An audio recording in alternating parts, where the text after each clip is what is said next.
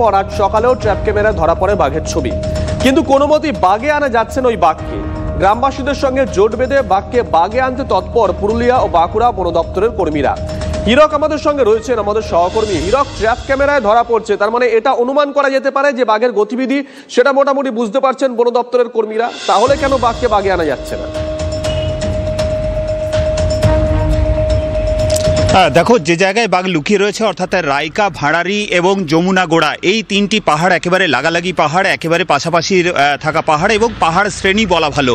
এবং এই পাহাড়ের বিস্তীর্ণ এলাকা যা রয়েছে দুর্গম জঙ্গলে ঢাকা। এই দুর্গম জঙ্গলের মধ্যে বেশ কিছু গুহাও রয়েছে এবং কন্দর রয়েছে, অর্থাৎ একেবারে পাথরের ঢাল রয়েছে যেখানে বাঘ থাকার মতো উপযুক্ত পরিবেশ রয়েছে। পাহাড়ের ওপরে ঝোড়া রয়েছে এবং পাহাড়ে বিপুল সংখ্যক বুনো শুয়োর রয়েছে। অর্থাৎ এই পাহাড়ে বাঘের লুকিয়ে থাকাটা খুব একটা কঠিন নয়। বাঘ বিভিন্ন সময় ট্র্যাপ ক্যামেরায় ধরা পড়ছে। গতকাল 3:25 নাগাদ রাইকা পাহাড়ের কাছে একটি ট্র্যাপ ক্যামেরায় বাঘের ছবি ধরা পড়ে এবং আজ সকালে 5:55 নাগাদ অর্থাৎ ভোরের দিকে সেই সময় আবার 2টি ট্র্যাপ ক্যামেরায় এই বাঘের ছবি ধরা পড়ে। এর ফলে বোঝা যাচ্ছে যে বাঘ এই রাইকা পাহাড়, ভাঁড়ারি পাহাড় এবং যমুনাগোড়া পাহাড়, এই পাহাড়েই রয়েছে। কিন্তু তার গতিবিধি একেবারে সুস্পষ্ট নয়, কারণ জিনাতের সময় যেমনটা দেখা গিয়েছিল যে একেবারে জিনাতে এতটুকু নড়াচড়া করলেই সেটা কিন্তু বন দপ্তরের যে রেডিও কলার ট্র্যাকিং সিস্টেম রয়েছে সেই সিস্টেমে ধরা পড়ছিল, কারণ জিনাতের গলায় রেডিও কলার ছিল।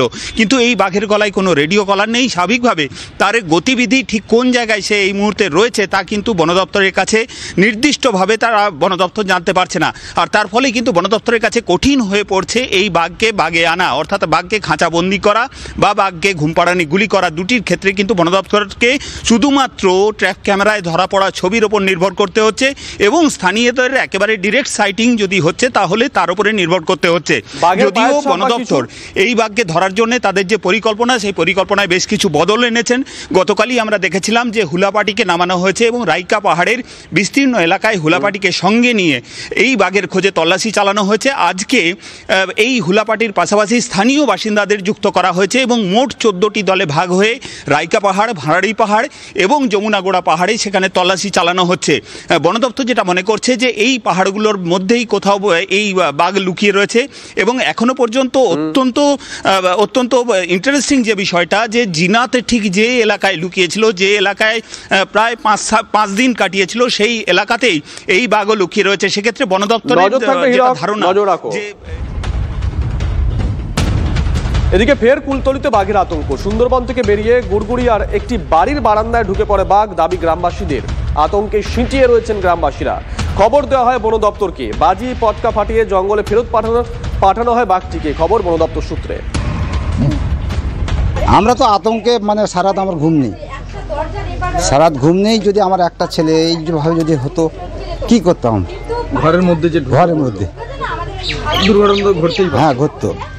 ও এসে ওখানে থাকারে চলে, কিন্তু আওয়াজটা হওয়ার সঙ্গে সঙ্গে ও রানিয়ে বের হয়ে গেছে। না তো ওখানে থাকতো, পেশাব করতে। সন্ধ্যাবেলাতে শুয়েছি 8:30টার সময়, বের হতে হতো। বের হলে যে কি আতঙ্ক কি হতো, সেইটাই আমরা আতঙ্কে আরও হয়ে আছি। আর সর্বোপরি বন দপ্তরকে উদ্যোগ নিতে হবে জালগুলি রিপেয়ারিংয়ের এবং এই বাঘগুলিকে খাঁচাবন্দি করে অন্তত দূর কোনো দ্বীপে ছেড়ে দিয়ে আসা। আর না হলে এই বারে বারে আসবে, তার পেছনে সরকারি টাকা তজরুব হচ্ছে, কোটি কোটি টাকা খরচ দেখানো হচ্ছে, ভাউচার দেখানো হচ্ছে। হ্যাঁ, যদি এই খেলায় যদি মনে করে যে বন দপ্তর বা সরকারি দপ্তররা তারা এই খেলায় মেতে থাকবে, তাহলে আমাদের আর কিছু বলার নেই।